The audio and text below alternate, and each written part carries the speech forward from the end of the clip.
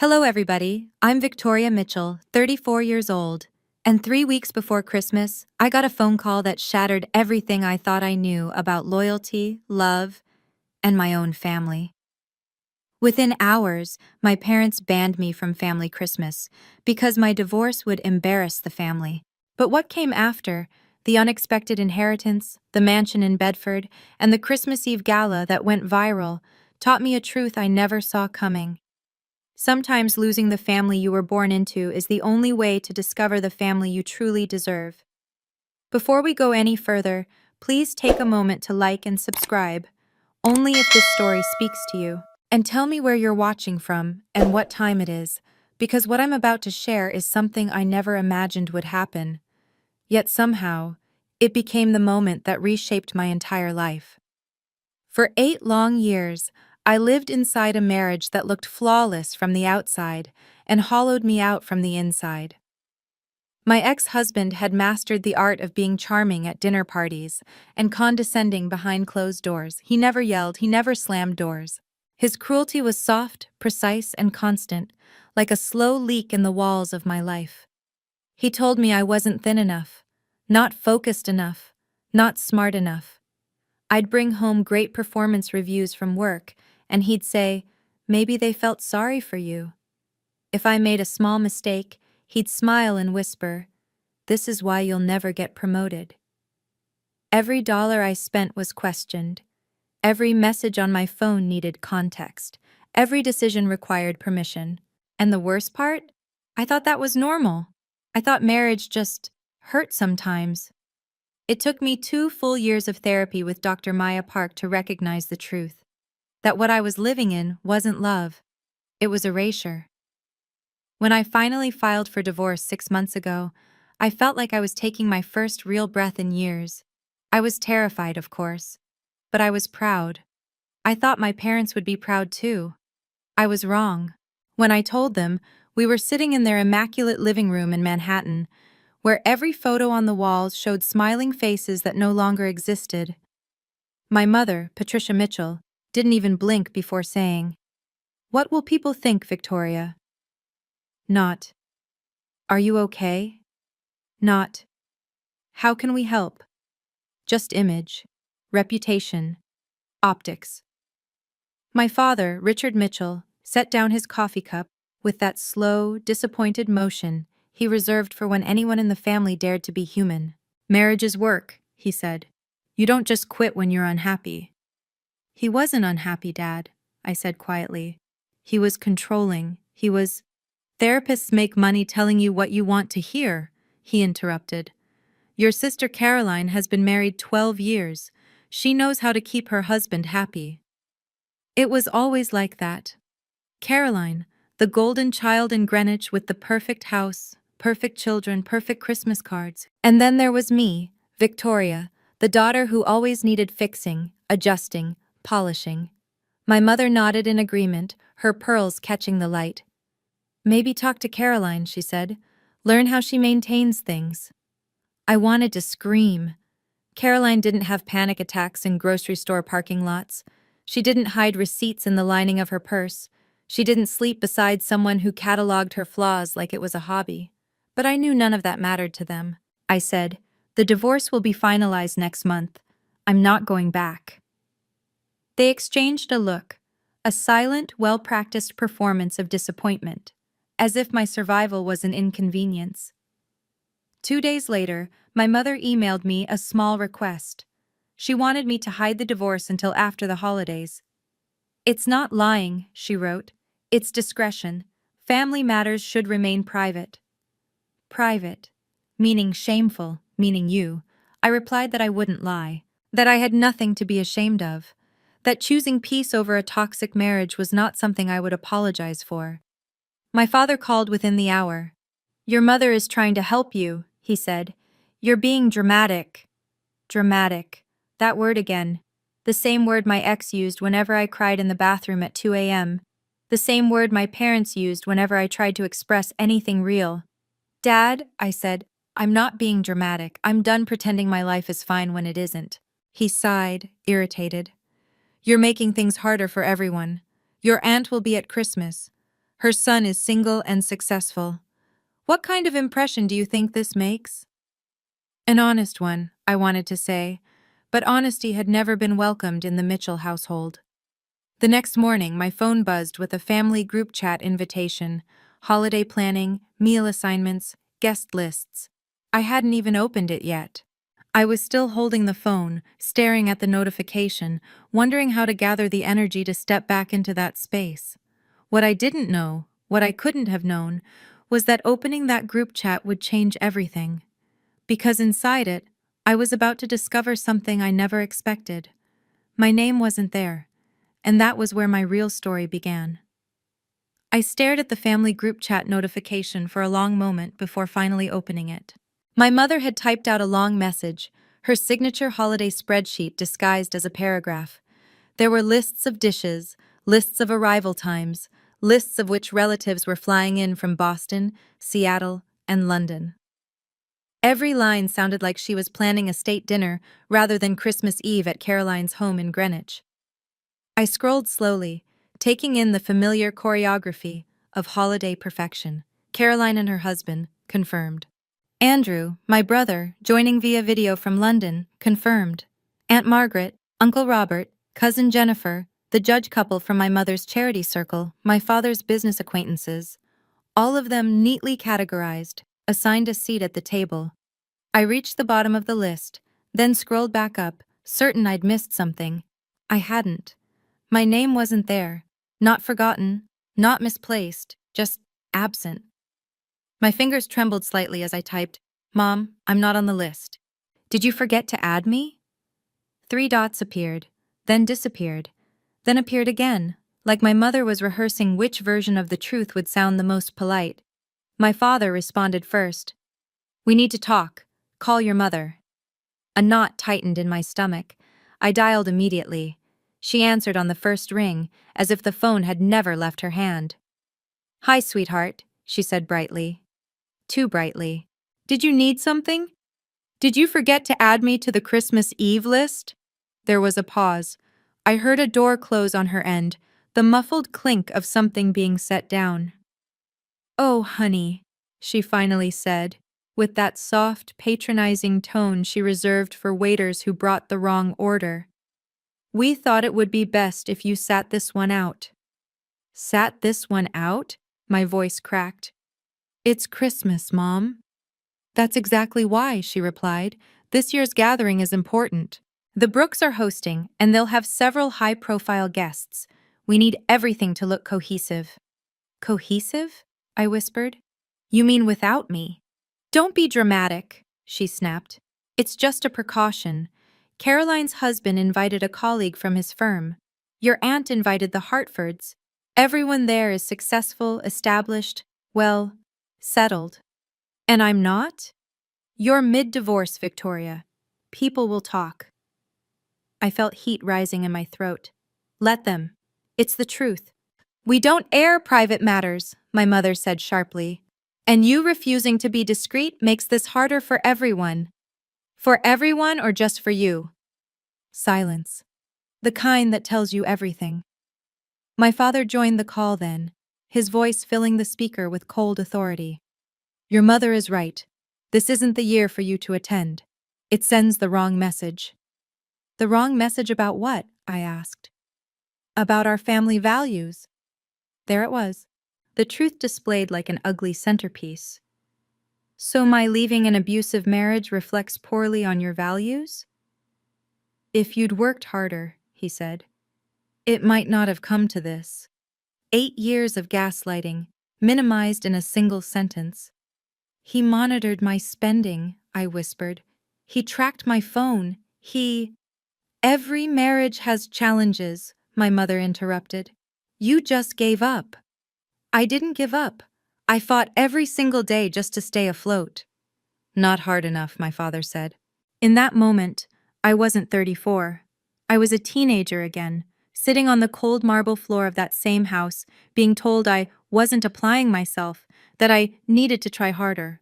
That disappointment was something I caused, not something they inflicted. "Mom," I pleaded, "I need my family." "You need to understand accountability," she snapped. And until you get your life back together, we think it's better if you don't attend Christmas Eve. My breath caught. So I'm being punished. Consequences are not punishment, she corrected. Your actions reflect on all of us. People will ask where your husband is. What am I supposed to say? That we're divorced. Absolutely not. That would humiliate us. Humiliate them. My pain was simply a PR inconvenience. She added quickly, "We've already told people you'll be traveling for work." My heart dropped. You lied about me? We protected the family, she said. And where do I fit in that family? More silence. More truth. Finally, my father spoke with the kind of finality meant to end conversations, not just sentences. Until you can contribute positively to family gatherings, it's best you stay away. Contribute positively. As if I were a decorative item that no longer matched the room. I swallowed hard, my hand gripping the edge of the counter.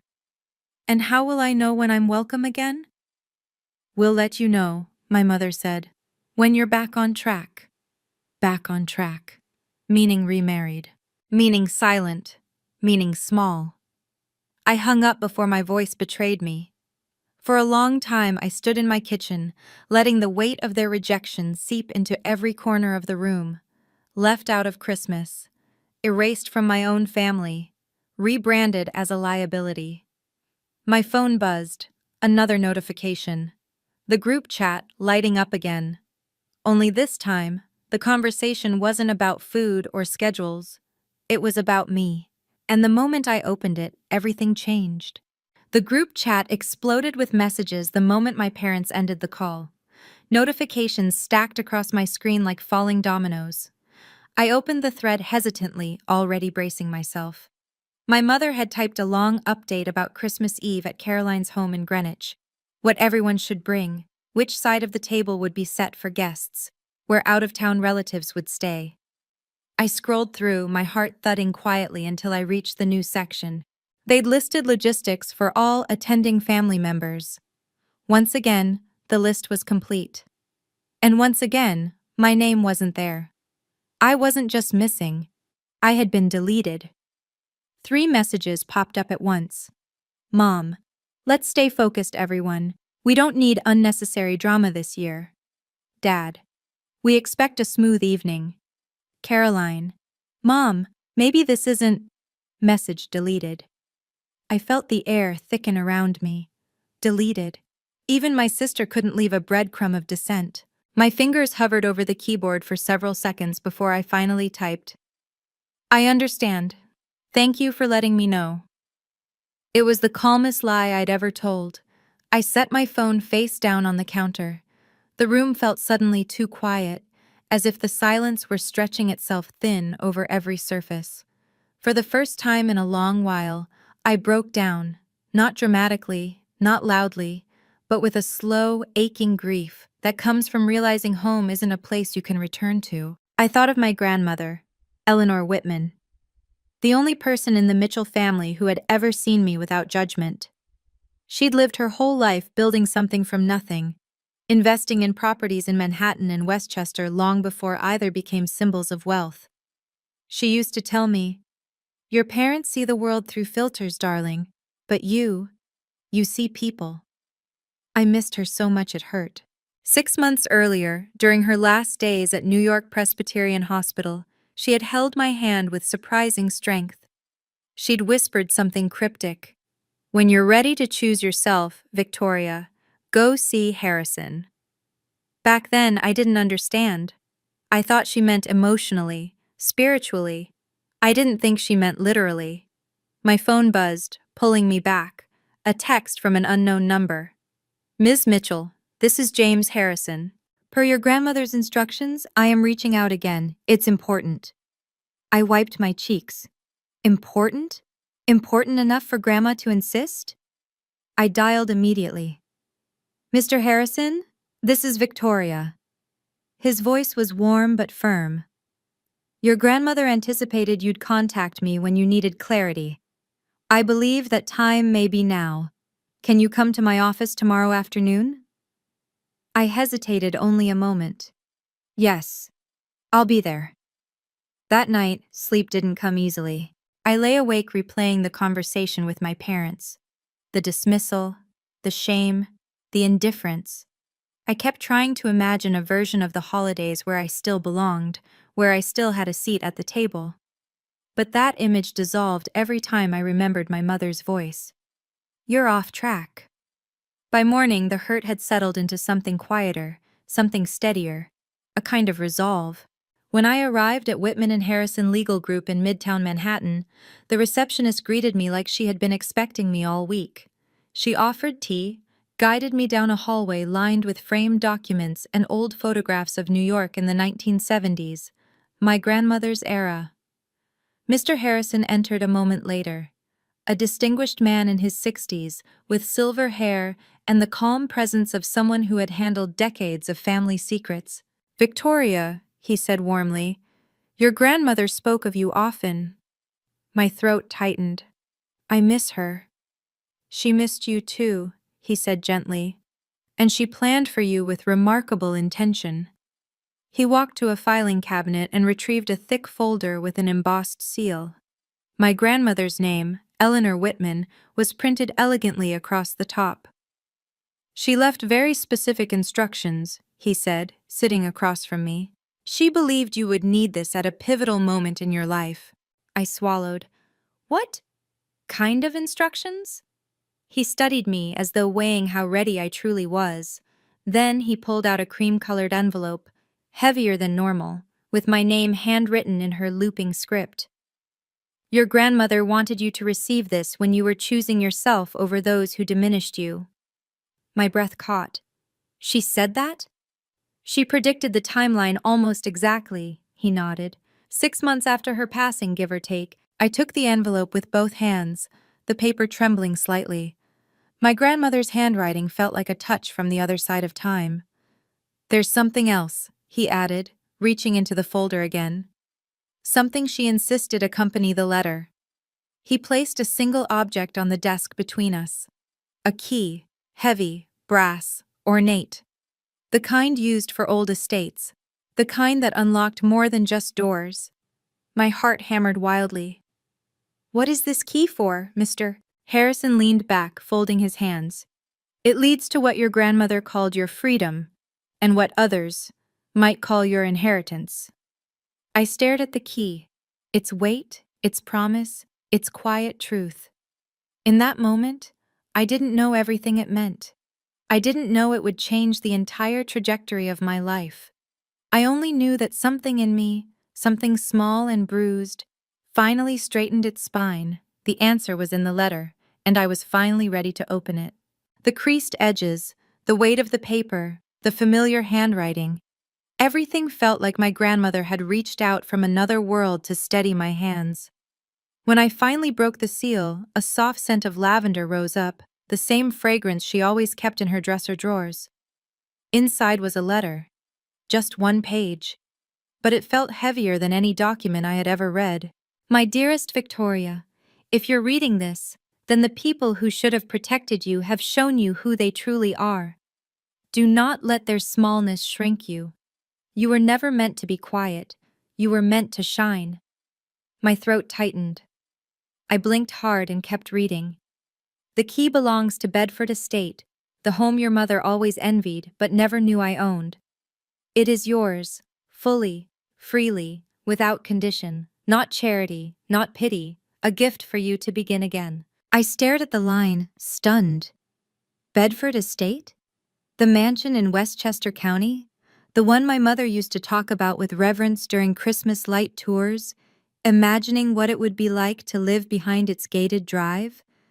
Grandma owned it, quietly, for years. I kept reading. There is a trust as well, $500,000 to help you rebuild without fear. Use it for healing, for joy, for whatever brings light back into your life. Promise me you will not share a cent with those who treated you like an afterthought. They forfeited that privilege long ago. Tears blurred my vision. I felt something stir in my chest. Grief, yes, but also a warmth I hadn't felt in months. maybe years. The final line read, "Live loudly, love freely, take up space. I always knew you would. All my love, Grandma Eleanor." By the time I reached the signature, my vision had fully blurred. A soft cry escaped me, not from sadness, but from the kind of relief that breaks something open inside you. I looked up and found Mr. Harrison watching me with gentle respect. "She loved you very much," he said. "I never knew she had all this," I whispered. He nodded. "Your grandmother built her investments quietly. She purchased Bedford Estate 15 years ago and rented it to executives and diplomats. The documents confirmed Bedford Estate, valued at around $2 million, now completely yours. She never told your parents because she knew how they would react. Eleanor believed wealth was a tool, not a weapon." I laughed shakily, wiping my cheeks. Mom would have fainted.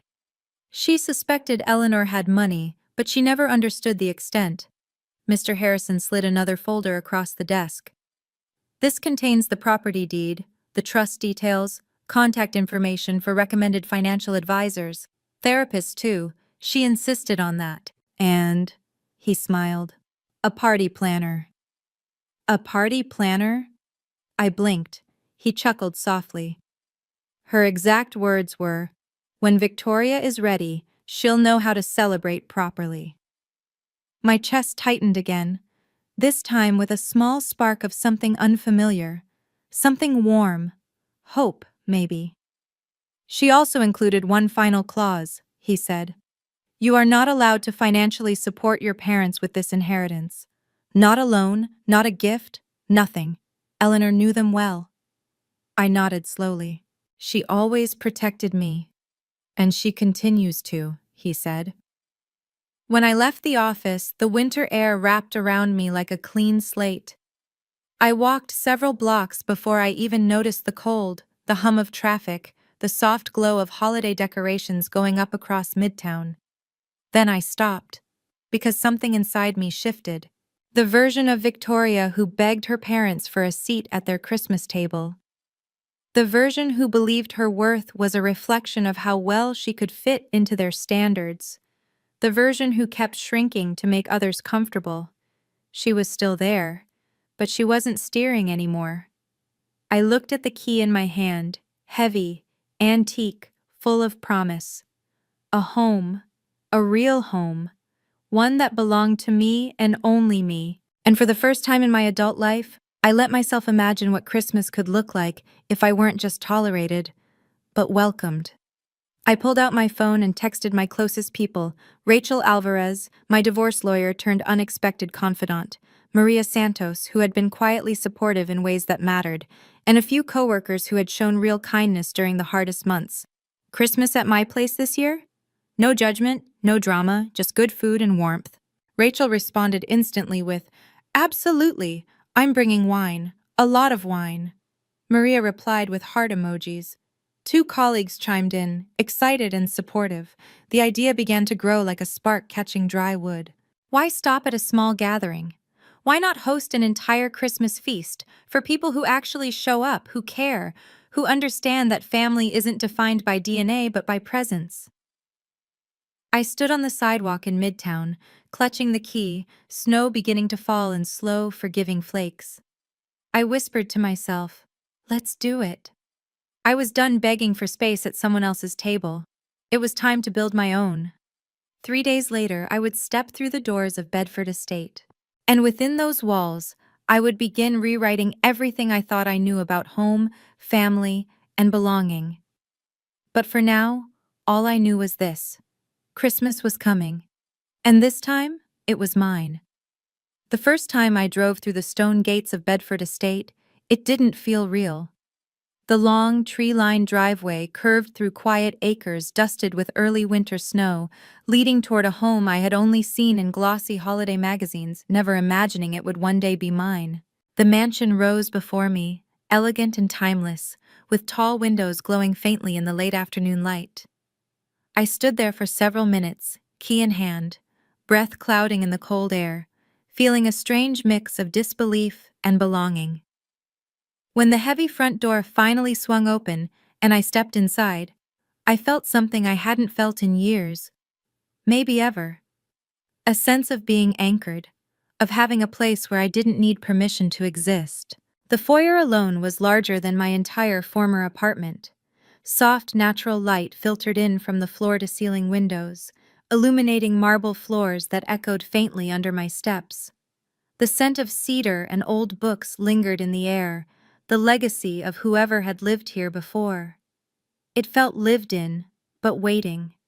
Patient somehow, like it knew I was coming. 3 days after receiving the key, I moved in. That first night, I made myself a simple dinner in the massive kitchen, sitting at the wide island with a blanket over my shoulders. I kept looking around, trying to convince myself this wasn't a dream, a house this beautiful, this peaceful, left to me. Not my mother, not my sister, me. And as I sat there, an idea took shape in my mind. Quiet at first, then impossible to ignore. If my own family didn't want me at their Christmas Eve table, then I would build a table of my own. A real Christmas, surrounded by people who cared, people who didn't flinch at the word divorce, people who didn't measure love in terms of perfection. Chosen family. I texted the people who had stood by me in ways my blood relatives never had. What I didn't expect was how quickly the responses poured in. Maria Santos. I'd love to come. My family is all in California this year. Elena from yoga. Yes, please, I was going to be alone. 2 coworkers. Count us in. Rachel.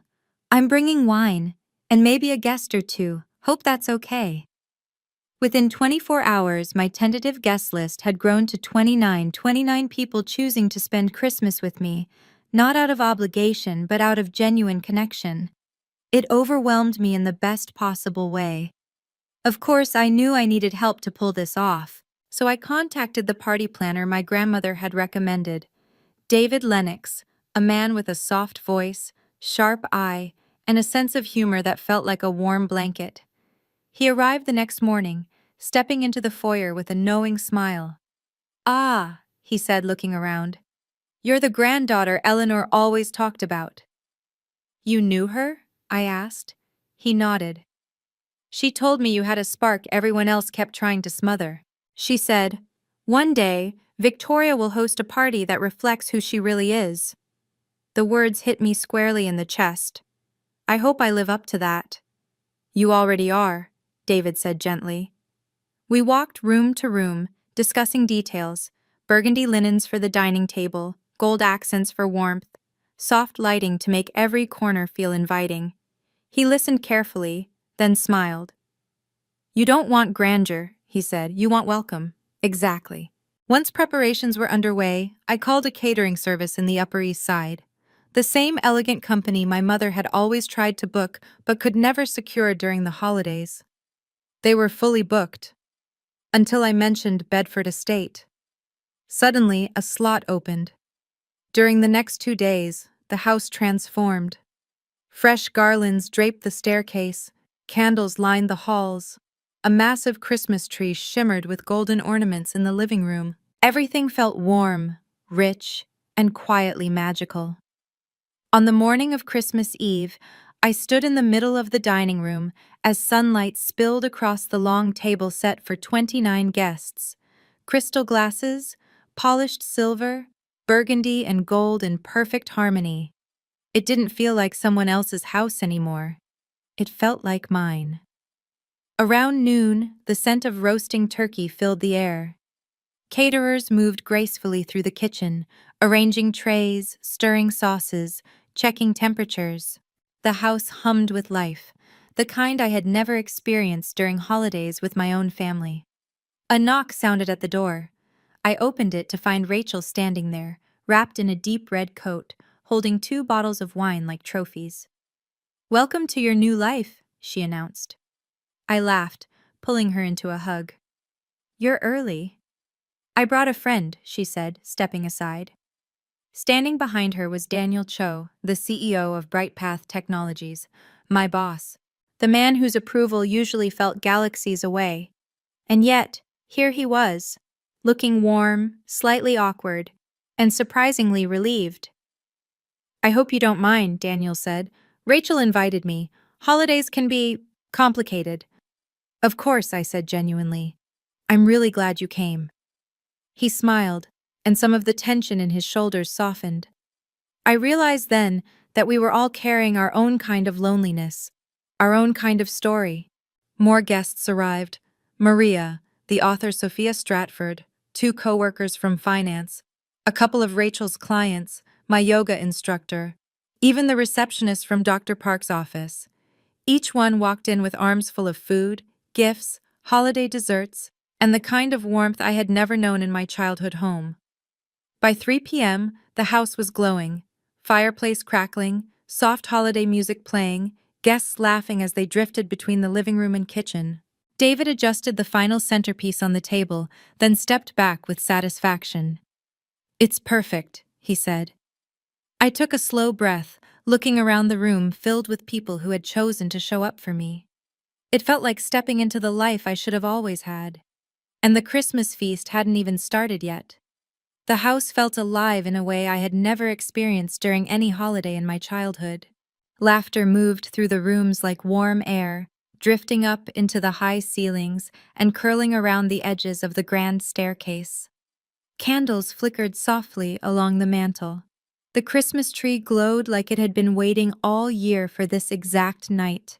And then, almost in unison, everyone began gravitating toward the dining room. David dimmed the lights just enough for the chandelier to cast a warm golden halo across the table. The crystal glasses sparkled. Burgundy linens softened the marble floor. Everything looked like it belonged in the pages of a holiday magazine, yet felt unmistakably human, lived in, welcoming. As we took our seats, Daniel Cho rose slowly from his chair. The room quieted with effortless respect. He lifted his glass, the firelight catching the rim. "To Victoria," he said, voice steady, but full of something honest. "For reminding us that family isn't defined by who shares your blood, but by who shows up." A warmth spread through the room. Someone murmured, "Hear, hear," glasses lifted.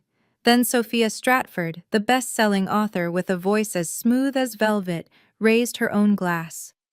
"To chosen family," she added. "To the courage it takes to build a life you actually want." More toasts followed, each one small, heartfelt, real. I sat there feeling something flood my chest, something I had forgotten the shape of. Belonging. For the first time in my life, I wasn't at a table where every word was measured, every expression filtered, every moment a performance. Here, no one was evaluating me. No one was waiting for me to disappoint them. Dinner unfolded in warm waves, stories, gentle teasing, clinking glasses, people leaning in to listen rather than judge. Maria laughed so hard she nearly spilled her wine. Rachel wiped a tear from her eye after a funny story one of her clients shared. Even Daniel, usually reserved at the office, looked lighter, freer, as though this house had offered him permission to exhale. At some point, as I watched everyone talk and eat and lean into one another, Daniel caught my eye from across the table. "Victoria," he said quietly, then stood again. The room paused. He adjusted his jacket, a nervous gesture I'd never seen from him.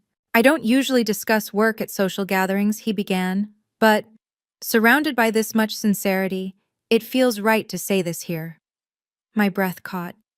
"The board and I have been reviewing the Morrison account and the work you've done this past year," he continued. "Your leadership has been exceptional. And tonight, among people who clearly believe in you, I want to be the first to say," he smiled, "we'd like you to step into the role of Chief Financial Officer, effective January 1st. A wave of sound swept the room, shouts, cheers, gasps. Rachel actually squealed. Sophia grabbed my hand with bright, teary pride. Maria almost dropped her fork. I covered my face for a moment, overwhelmed. "Daniel, I don't know what to say." "You earned every bit of this," he replied. "And it's time the world saw it." He raised his glass once more. To our new CFO. The cheer that followed was louder, fuller, brighter than anything I'd ever experienced. Glasses clinked all around me, people hugging me from the left and right. My parents had always said I'd never reach that level, that it was unrealistic for someone like me, that I was too soft, too emotional, too me. But here I was, being celebrated not in spite of who I was, but because of it. After dinner, David came rushing in with a camera in hand. "Golden hour in a winter house? Are you kidding?" he said dramatically. "Everyone to the foyer, now. We're taking photos."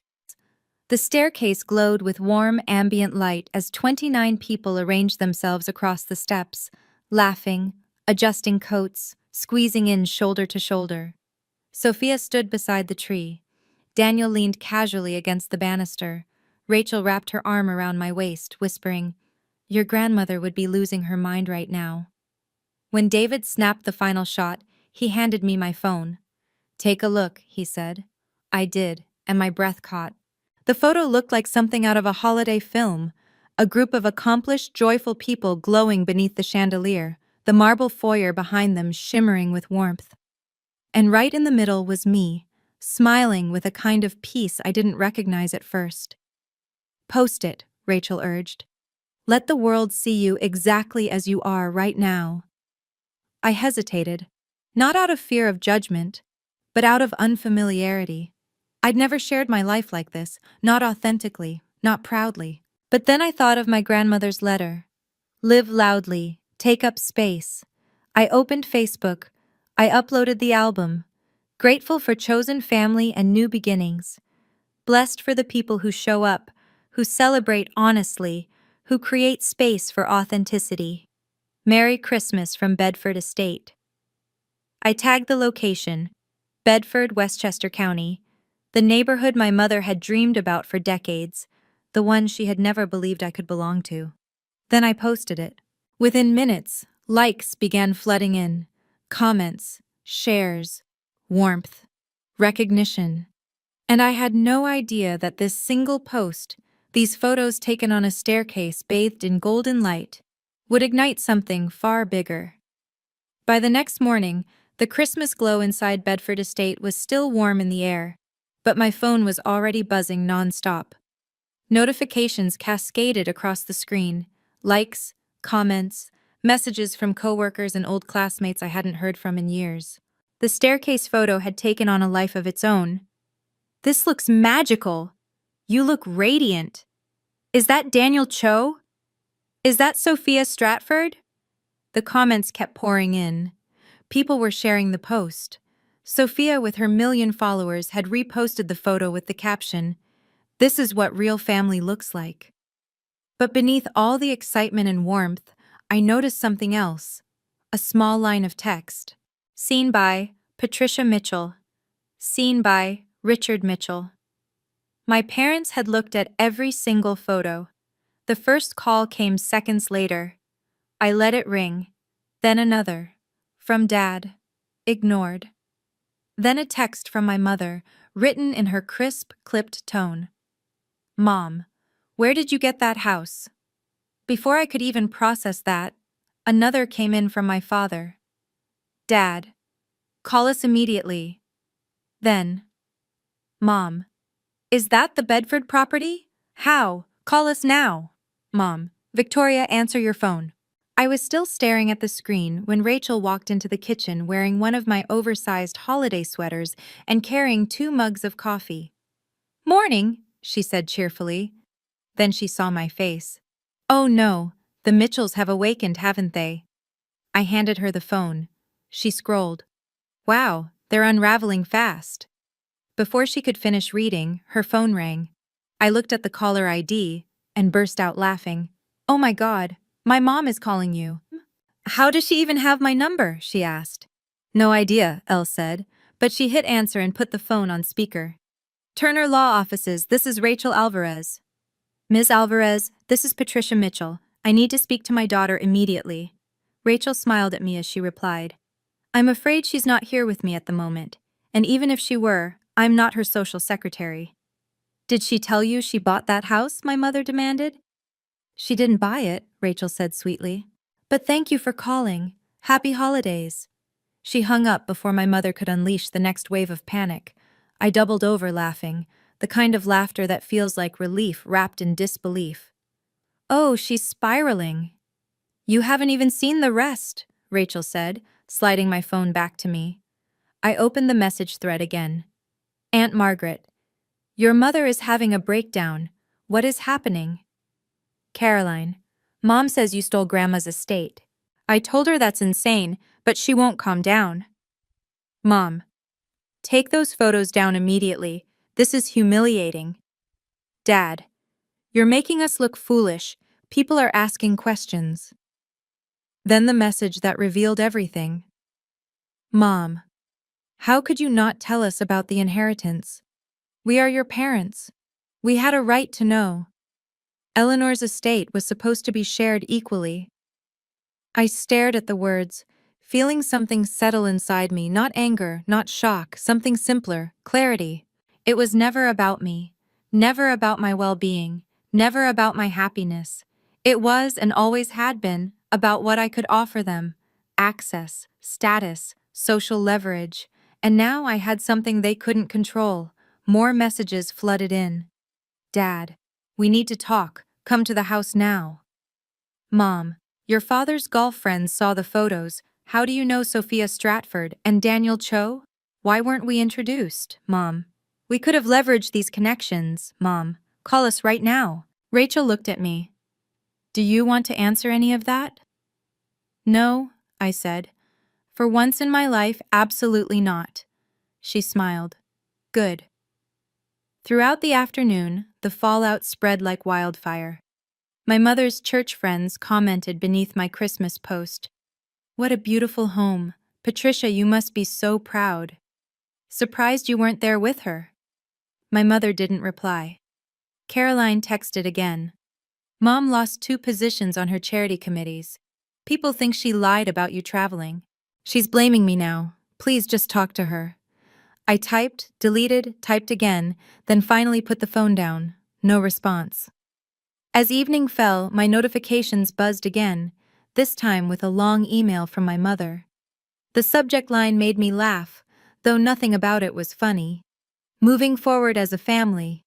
I opened it. Dear Victoria, after some reflection, your father and I believe we may have been too hasty regarding Christmas Eve. Families should stick together during misunderstandings. Your grandmother's house is lovely. We had no idea she left you such a substantial inheritance. As your parents, we should have been informed. Nevertheless, we are willing to move past this miscommunication. We'd like to invite you to Christmas night at our home. You may bring 1 or 2 of your new friends, perhaps Mr. Cho or Ms. Stratford. Your father has several business ventures that could benefit from meeting them. We should also discuss the estate. It would be best if you use the house for our charity events. This will help correct any confusion from your recent post. Let's remember what's important: family, unity, and moving forward. Love, Mom and Dad. Not a single apology. Not a single acknowledgement of what they did. Just an invitation to exploit everything I had built without them. I stared at my mother's email, rereading lines that sounded polished, gentle, and undeniably manipulative. Every sentence was wrapped in faux warmth, dipped in entitlement, as if she were offering an olive branch when she was really offering a leash. We were too hasty. Misunderstanding. Use the house for our charity events. Bring Daniel or Sophia Stratford. What's important is family. For a moment, I sat in silence inside the Bedford Estate Library, the room glowing with soft lamplight, the faint scent of evergreen still lingering from last night's celebration. Outside the window, snow drifted quietly over the lawn, settling into soft white layers like a blank page waiting for something new. And for the first time in my life, I felt completely still, completely clear. My mother's email wasn't an invitation. It was a calculation. I forwarded the message to Rachel, who read it once and said, I have represented divorce clients with gentler language than this. We both laughed, But not because it was funny. It was because it was familiar, predictable, exhausting. "Are you going to respond?" Rachel asked gently. "Yes," I said, "but not the way they expect." I opened a new email and began typing slowly, deliberately, without anger. Just truth. "Thank you for reaching out. I respect your perspective, and I have made my own. The Bedford estate is my home, not a venue. I need space to heal from our recent interactions and will not be hosting or attending family events at this time. I wish you both well, Victoria." I hovered for just a second, then hit send. There was no fear in my chest, no guilt, just a quiet, steady sense of self I had never known before. 35 seconds later, my phone buzzed again. "Mom." "Victoria, you're being unreasonable." "Mom. We are your parents. You owe us respect." "Mom. Grandma's estate was intended for family. You are acting selfishly." Then, "Dad. Your mother is upset. This division is unhealthy. Be the bigger person." I set my phone down and let their words float away like snowflakes hitting warm ground, melting before they had a chance to stick. For the rest of the afternoon, I walked through my new home in soft, slow steps, taking in the details I hadn't had time to notice before. The crown molding in the living room, the small reading nook tucked beneath the stairs, the brass knobs on the library cabinets that still held the faint imprint of age. Everywhere I looked, I felt my grandmother, her thoughtfulness, her independence, her quiet defiance. I found myself whispering, "You knew. You always knew." And then another memory came back to me, the last real conversation we'd ever had. She was lying in a hospital bed, hands cool but strong as she squeezed mine. "Don't let them dim your light, sweetheart. Not your husband. Not even your parents. Promise me." I had promised. But I hadn't fully understood what I was promising until now. That evening, I sat at my dining table with a mug of tea and a stack of blank thank you cards. I wrote them slowly, each one a small offering of gratitude to the people who had shown up for me when my own family chose absence. Thank you for celebrating with me. Thank you for seeing me. Thank you for treating me like I mattered. Thank you for helping me feel at home. To Daniel, I wrote, "Thank you for seeing my work clearly when I spent years believing I wasn't enough." To Sophia, "Thank you for reminding me that new beginnings can be chosen, not forced." To Rachel, "Thank you for fighting for me long before I knew how to fight for myself." As I sealed the envelopes, I realized something profound. I wasn't writing thank you cards. I was building roots. Over the next 6 months, everything changed, quickly, quietly, beautifully. I stepped into my new role as Chief Financial Officer at BrightPath Technologies.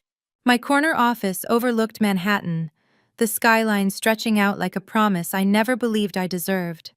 I worked harder than I ever had, but without the tightness in my chest, without the constant internal whisper telling me I wasn't enough. The old Victoria had lived with that whisper so long it had felt like truth. The new Victoria recognized it as someone else's voice. The Bedford estate became a sanctuary for more than just me. I began hosting monthly dinners, small at first, then increasingly full. Entrepreneurs, artists, co-workers, people from my divorce support group, Dr. Park's staff, even neighbors who wandered in with casseroles and stories. Laughter echoed up the staircase regularly. The kitchen saw more joy in a few months than it had in decades. We celebrated promotions, breakups, new ventures, heartbreaks, healing. People cried at my dining table. They danced in the kitchen at midnight. Sometimes they simply sat beside the fireplace in silence, glad to have somewhere warm to breathe. Chosen family wasn't the backup plan. It was the miracle. My parents sent birthday cards, holiday cards, stiff apologies wrapped in polite phrasing. I answered minimally, firmly, respectfully, but with distance that no longer scared me. Caroline visited once, quietly. She walked through the Bedford estate with soft footsteps, touching the marble countertop, the banister, the velvet armchairs. "I didn't know it was this bad," she whispered. What Mom and Dad did. I didn't understand until I saw all this. It's okay, I told her. We all wake up at different times. She squeezed my arm, tears gathering in her eyes. I'm not ready to stand up to them. That's okay too, I said gently. Just don't forget who you are. She nodded, hugged me, and left. I never held it against her. Not everyone is ready to break a generational script. Not everyone is ready to rewrite their own story. One spring afternoon, I stood in my office overlooking the city, reading a new press release. BrightPath Technologies had just finalized our first major acquisition under my leadership. Headlines began circulating. BrightPath CFO Victoria Mitchell leads record growth strategy. My phone buzzed moments later. A text from my father. Dad, saw the news. Proud of you. 2 years ago, I would have dropped everything to cling to those words. Now they felt like a postcard from a distant country I no longer lived in. I typed nothing back. Instead, I slid my phone aside and stepped out onto the small balcony of my office. The breeze caught my hair. The city hummed below, and I felt it. Quiet confidence settling into the places where fear used to live. That night, I drove home through the winding path of the Bedford estate. The house glowed softly in the dusk like a warm invitation. When I stepped inside, a familiar peace wrapped around me. My home, my life, my story. I walked down the hallway to the library and paused in front of the mirror again. The same one I had looked into on Christmas Day. This time, the woman staring back at me wasn't someone trying to recover. She was someone rebuilt, someone claimed, someone chosen. Not by her parents, not by a partner, but by herself. And that was everything. If my story touched something in you, if you've ever felt erased, overlooked, or told to shrink, please take a moment to like this video and subscribe. Your support helps these stories reach more people who need them. And tell me in the comments, have you ever had to choose between family expectations and your own happiness? You're not alone. I read every single story you share. Remember, you deserve to be celebrated, not just tolerated. And if the table you were born into doesn't have a seat for you, build a new one and make it magnificent.